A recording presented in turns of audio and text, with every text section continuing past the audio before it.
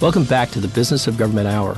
I'm Michael Keegan, your host, and our guest today is Dave Lebryk, Commissioner of the Bureau of the Fiscal Service within the U.S. Department of the Treasury. Also joining us from IBM is Roxanne Ulrich. So Dave, how has the consolidation of two distinct organizations marked by unique missions and different cultures transpired? What are some of the challenges you face, and how have you sought to address those challenges? Going back a little bit to the timeline, I mentioned September of 2011, and when we first started looking at this effort, by February 2012, we announced the effort publicly in the budget, and by October of 2012, we had actually executed the consolidation. We had actually come together as a bureau. And I think one of the challenges, and I think we did some things very, very well, and that I think in retrospect as I look back, one of them was that we were very transparent about what we were doing. When we knew something, we said we knew it. When we didn't know something, we said we didn't know it. I personally went out and met with every employee and talked about the way the consolidation was going about and where we were headed as an organization. I think we did a very good job of focusing on what our new mission and vision was. We spent a lot of time around that. In fact, I have a card that I carry around with me, and every employee has, which talks about that mission and vision, and then has more narrative on the back of the card, which talks about why we're doing what we're doing. We got this idea from Sony, who in the 1950s had looked at their organization, and they sat down and they talked about what they wanted to be. And at that time, people may remember that Japan wasn't really known for producing high-quality products. And they sat down and they said, we want to transform the way the world looks at Japan and the way they look at electronics. And they wrote a fairly mission statement around that. And I think it's fair to say that Sony had a very significant impact on how people viewed Japan and how they viewed electronics and the work that Sony does. And we sat down and we said, well, how do we want people to think about us in 3 to 5 years? And I think we did a pretty good job in 10 years, and I think we did a pretty good job of going through that process. We also did 8 major reorganizations within the organization and sort of, bringing the two units together. We, got the organizational structure in place. We set up a special site called One Fiscal where employees could ask questions, and we would have frequently asked questions responded to. We had numerous communications. I do something called a What's Up, which I do every 2 or 3 weeks, in which I talk about things that are going on in the organization. That became increasingly important during the consolidation period. We had our public affairs office also set up a communication mechanism to sort of give folks an opportunity to see exactly what was going on, when and where. So I think in that sense, I feel, we were pretty good at managing the change. Now, that's not to say that employees always were happy with what we did. That's one of the challenges of leadership is sometimes you're going to do things which aren't altogether popular. But it's really important to have a clear sense of where you're trying to head and strategically where you're trying to position the organization. I think that was sort of the first phase, was actually, consolidation itself. Second phase is integration, then you look at sustainability, and then ultimately you look at sort of optimization of your organization.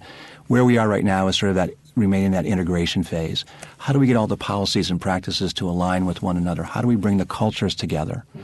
How do we manage in multiple locations, something we perhaps have not done previously?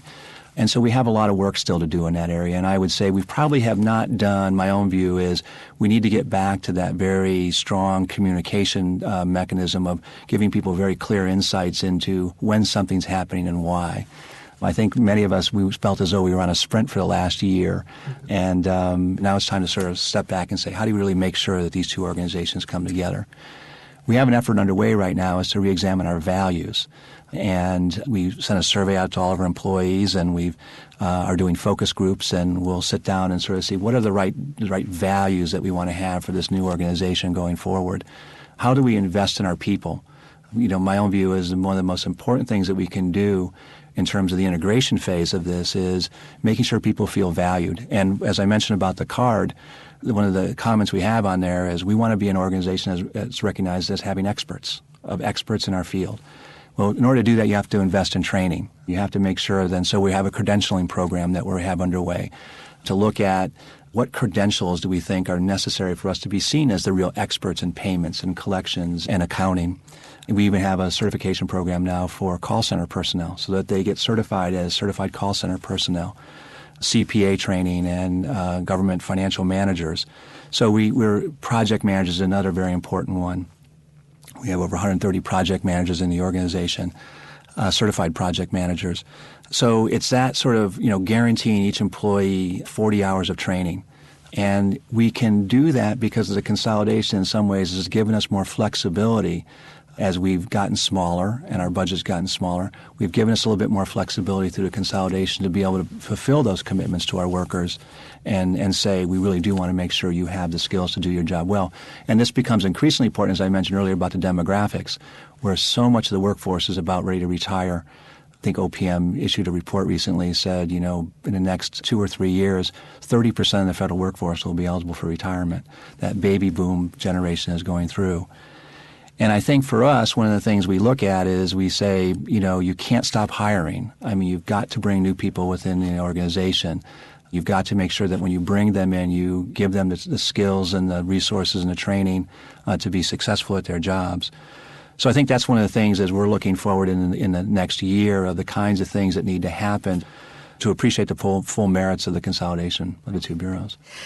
Dave, while budgetary pressure may have been a primary reason for consolidating, and you talked much about that earlier, there will no doubt be increasing challenges in the future to find cost savings and efficiencies in how you administer your programs and carry out your missions. To that end, would you briefly outline your strategic vision for the Bureau and your key strategic priorities over the next few years? We talk about lead, transform, and deliver when we think about the things that we're doing. And I would say that we don't anticipate that the budget pressures are going to get any less in the coming years. So we now are, looking out and sort of what are the next kinds of things that we need to be looking at in order to be sustainable longer term. And in that environment, I think we've also kind of positioned the Bureau in a very good place because other government agencies are experiencing the exact same thing. In fact, one of the reasons why I think we've been successful in some of our initiatives is the other government agencies are feeling the exact same pressures that we did, and what you're seeing is them having the pressures to focus on mission. And how do you sustain or how do you protect your core mission responsibilities? And quite often the back office operations are not part of that core mission. And so the pressure is within those agencies right now, or how do you deliver the sort of the infrastructure less expensively, the admin, the overhead. And that's what we do. So when I've gone out and spoken to CFOs and the community, there's a lot of receptivity to the kinds of things that we're talking about, of centralizing some of the services and looking at shared services as options for agencies. And we'll be doing much more of that in the coming months of really trying to emphasize that for other government agencies. I will say that, for us, one of the reasons why we were able to function well in the budget environment is that we really looked hard at our data centers. We went from 5 data centers down to 2. We went from 4 payment centers to 2. We reduced our facilities footprint and reduced costs there. We moved some of our functions to shared services. And we moved to electronics and a lot of things. So I think that, there are lessons there for other government agencies that there are opportunities to reduce your costs by looking at those things. But also, as I pointed out before, on a more macro level of looking at more centralized services is another way to really reduce those costs. Dave, your bureau is the primary disperser of payments to individuals and businesses on behalf of the federal government, SSA and VBA benefits, federal income tax return payments. How are you modernizing the Bureau's payment operations and systems? What key initiatives are you pursuing in this area? And what are the intended benefits of these initiatives? So the major one I mentioned earlier was the all-electronic on the payment side and continuing to move forward on that. In fact, I mentioned that we will have about 80 million checks that we'll produce this year. Interesting enough, about half of those are going to be tax refund checks, one-time payments. So in the past, the largest consumer of check payments was the Social Security beneficiaries.